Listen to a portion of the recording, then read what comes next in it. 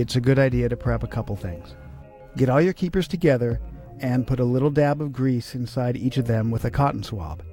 Then, if you're using any, do the same for any valve guide or umbrella seals. Make sure to wipe a little bit where the seal will contact the valve stem.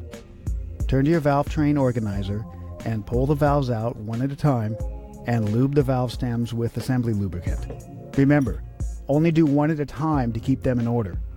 Pay close attention to the order of the valves and the springs and retainers, but also double check to make sure that the valves are going into the correct head. Hopefully your identifying mark is still on at least one of these heads. If you're going to use the stock style metal oil shields, you'll have to have a set of 16 of these little O-rings to seal the valve stem.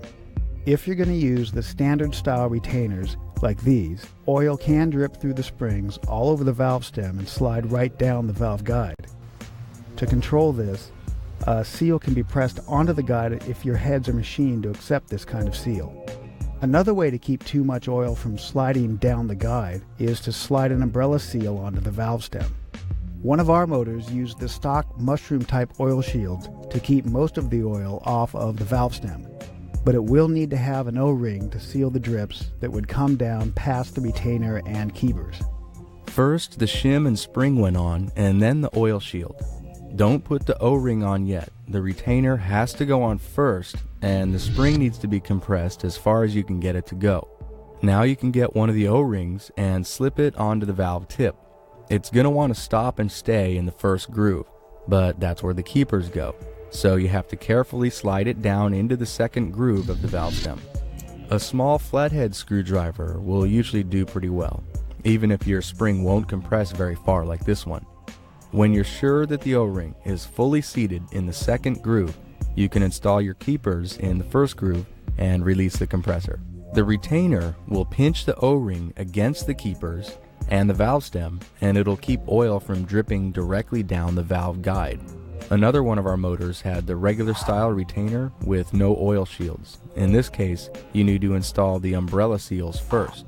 If your heads have guide seals, there's usually a protector cap for the valve tip, and the seal can slide by the grooves without getting scratched.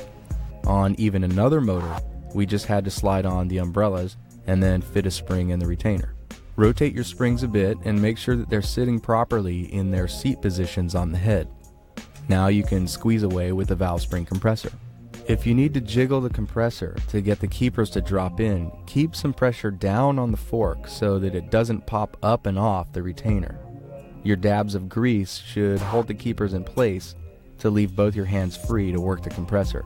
Be aware that new springs or springs with shims are going to feel a lot tighter than the first time around when you took it apart. Carry on down the line. If you have all your parts laid out in the right order, it'll be really easy to just do one right after the other. Of course, take your time and make double sure that the right valves are going into the right guides in the head.